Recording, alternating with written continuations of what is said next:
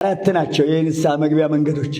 አንደኛ ቃል በቃል ገጽ በገጽ ቀርባችሁ ይሄን አድርጌያለሁ ቅጣት መቀበል። ሁለት በወረቀት ጽፎ መስጠት። ውዳሴ ማርያም ሰኞ ውዳሴ ማርያም እንድምታ ላይ ያቺ ሴት የታደለች ጽፋ ኃጢአቷን አባቴ እንዳልሰጠው አፈረች።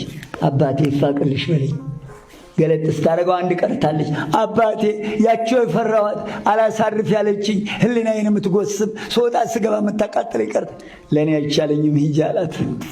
ተዋህዶ ልጆች ስትመጣ ስትሄድ የአባቶቻችንን ፈሊጥ ይሁት ስትሄድ ውሃ ይጠማታል፣ ያልባታል መንገድ 2 ሰዓት ቢፈጅ 4 ሰዓት ደርሶ መልስ 2 ቀን ቢፈጅ 4 ቀን በፈሊጥ እግዚአብሔር ይቅር እንድላት በይ ስትመለሽ ሞቶ ታገኘዋለሽ ሳትጠራጠሪ አስከሬኑ ላይ ጣላት። እስከዚህ ድረስ ነው የአባቶቻችን ስልጣን። የተዋህዶ ልጆች አረ እነዚህን አባቶች እንጠቀምባቸው።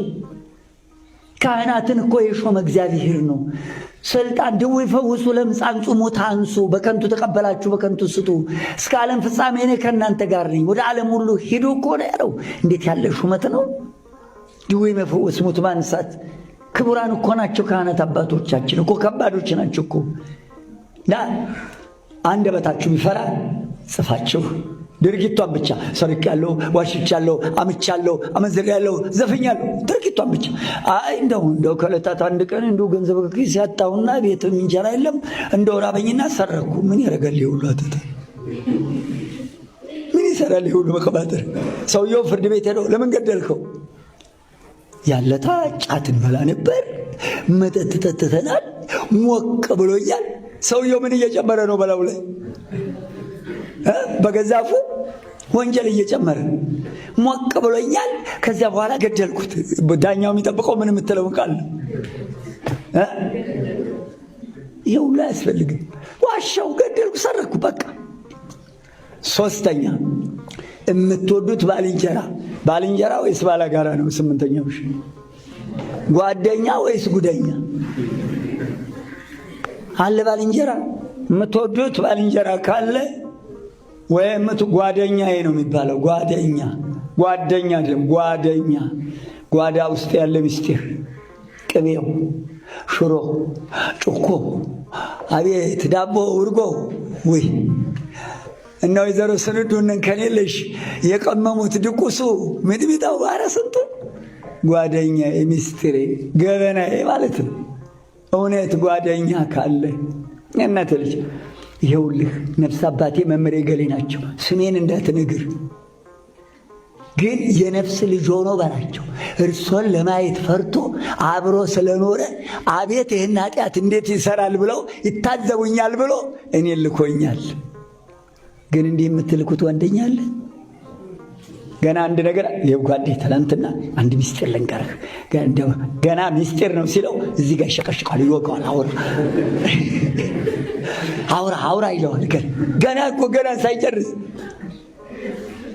የእናቴ ልጅ እውነተኛ ጓደኛ ካለህ ይኸውልህ ይህን ሰርቻለሁ ጻፍና ስጠው። አባቴ ልጆ ነው ይኸው ኃጢአቴን ተቀበልልኝ ብለዋል ብሎ ያ ወረቀቱን ይሰጣል፣ ወይ በቃል አስጠንቶ ይልከዋል። እግራቸው ስር ድፍት ብሎ ቅጣቱን ተቀብሎለት ይመጣል።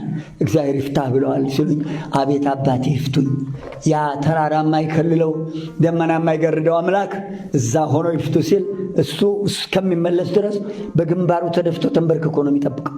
እዛ እግዚአብሔር ይፍታ ሲሉ ከራስ ጠጉር እስከ እግር ጥፍሩ የያዘው አስሮት የነበረ የኃጢአት ሰንሰለት አብሎ ይወርድለታል። ከዚያ በኋላ ቅጣቱን በደንብ ተረድቶ ይዞለት ይመጣል፣ ይጨርሳል። ሶስተኛው የማይታወቅበት ደብር ሄደህ ሸምገል ያሉ ካህን በመድኃኔዓለም በመብርሃን አባቴ አይለፉኝ ይገላግሉኝ፣ በኃጢአት ታስሬ መጥቻለሁ ይፍቱኝ። ይኸው የሰራሁት ኃጢአት ብትፈልግ ጽፈህ ብትፈልግ በቃልህ ተረስቶ እንዳይቆጭህ ተምረሃል። ጽፈህ ብትሄድ ጥሩ ነው። ከመመላለስ ጻፍ አድርገህ ውዳሴ ማርያም ውስጥ እዛች ጸሎት ውስጥ አድርገህ ይኸው አባቴ ገላግሉኝ። ያውቃሉ አባቶቻችን የተዋሉት። ያዕቆብ ስንት ምዕራፍ ነው? 5 ምዕራፍ መሰለኝ። ያዕቆብ ለወንድምህ ኃጢአትን ለምትወደው ባልንጀራህ ንገር ይላል። ሌላው የማታውቅበት ደብር ሄደህ በቀጥታ ተቀብለህ ከፈለጉ ብለህ አባት ከሆኑ እንዳትረሳው፣ በዛ ያለ ኃጢአት ሰርት ከሆነ የሰጡት እንዳይጠፋበት ያችን ጽፈው ይኸው ለንስሐ አባት ወስደው ስጣቸው ይህንን እንድትፈጽሙ ይላሉ። ሄዶ አባቱ ጋር መጡ። ይኸውልዎት ጉዴ ብዙ ነበር፣ እርሶን ለመናገር ይታዘቡኛል ብዬ ፈርቼ የማያውቁበት ገዳም ሄጄ ኃጢአቴን ጨርሼ መጣሁ። የተሰጠኝ ቅጣት ነበብ ያደርጉና አለዚያም በቃሉ ይሄን አልጾም ብለውኛል ይላል። ይቀበላል። እሳቸውም እግዚአብሔር ይፍታ እንኳን ገላገለህ ልጄ በርታ ይሉታል። ባገኙት ቁጥር የደረስክ ስግደቱን እየሰገድክ ነው፣ ምጽዋቱንስ ጾሙንስ ይጠይቁታል፣ ይከታተሉታል። ሲጨርስ ወዲያ ወደ ሥጋው ደግሞ